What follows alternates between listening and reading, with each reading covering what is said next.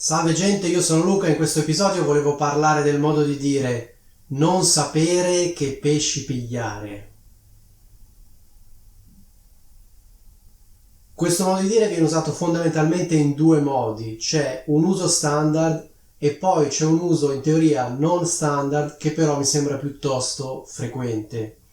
Per quanto riguarda l'uso standard, non sapere che pesci pigliare fondamentalmente significa non sapere cosa fare. Di solito viene usato quando ci si trova in una situazione piuttosto difficile in cui dobbiamo prendere una decisione piuttosto importante. Abbiamo per esempio due varianti oppure tre varianti oppure più opzioni e noi assolutamente non abbiamo idea di cosa fare, non sappiamo qual è la cosa giusta da fare e quindi possiamo dire non sappiamo che pesci pigliare.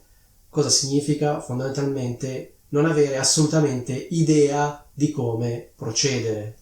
Quindi in questo senso non so che pesci pigliare è più forte di non so cosa fare, cioè non so cosa fare è standard, non so che pesci pigliare vuol dire non ho proprio idea di cosa fare, non so come procedere, mi sento perso, non so quale sia la cosa giusta da fare. Oppure se si tratta di prendere una decisione, non so quale sia la decisione giusta da prendere. Il verbo pigliare probabilmente lo conoscete, pigliare è una variante colloquiale del verbo prendere, quindi letteralmente non sapere che pesci pigliare vorrebbe dire non sapere quali pesci prendere. In questo senso non sapere che pesci pigliare è analogo ad altri modi di dire, per esempio c'è non sapere a quale santo votarsi, poi c'è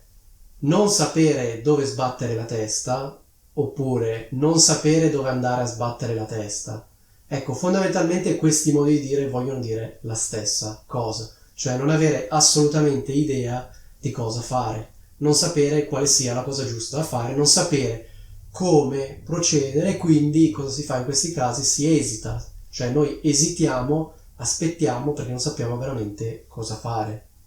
Come dicevo all'inizio del video, questo modo di dire viene usato anche in un modo leggermente diverso, con un significato più vicino al modo di dire non sapere più cosa inventarsi, cioè nel senso di non avere più idee, essere a corto di idee e quindi inventarsi qualcosa di strano perché fondamentalmente abbiamo esaurito le idee, diciamo, normali, quindi non sapere più che pesci pigliare viene usato in quelle situazioni in cui c'è una persona che è evidentemente a corto di idee, cioè ha esaurito le sue idee normali e tira fuori come dal cappello un'idea, diciamo, strana, cioè ingegnosa ma anche un po' strana e bizzarra. Ecco, per definire una situazione di questo tipo in cui una persona è a corto di idee, non sa più cosa inventarsi, non sa più a cosa pensare e se ne esce con qualcosa di solito di strano, comunque abbastanza bizzarro,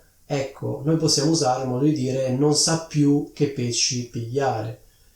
Come vedete, nel primo uso, nell'uso standard, di solito è non sapere che pesci pigliare, invece in questo secondo uso di solito c'è la parola più, quindi non sa più che pesci pigliare, cioè come se lui avesse finito i pesci normali e se ne esce con un pesce strano, diciamo con un'idea strana. In questo senso, non sapere più che pesci pigliare viene spesso usato nel contesto di aziende che lanciano nuovi prodotti o nuovi servizi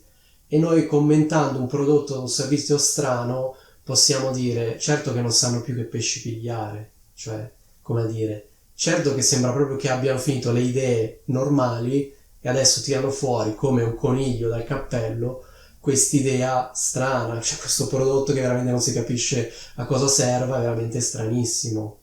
Quindi qualcuno magari vi racconta che un'azienda ha lanciato un nuovo servizio e voi non capite bene a cosa serve questo servizio, come sia un servizio strano, potete commentare dicendo certo che non sanno proprio più che pesci pigliare, cioè non sanno proprio più cosa inventarsi, cioè hanno inventato tutte le cose normali, adesso veramente si inventano cose strane. Oppure questo modo di dire lo si può usare anche in quei casi in cui magari c'è una persona che ha fatto vari tentativi, le ha provate tutte, cioè ha provato tutte le strade possibili,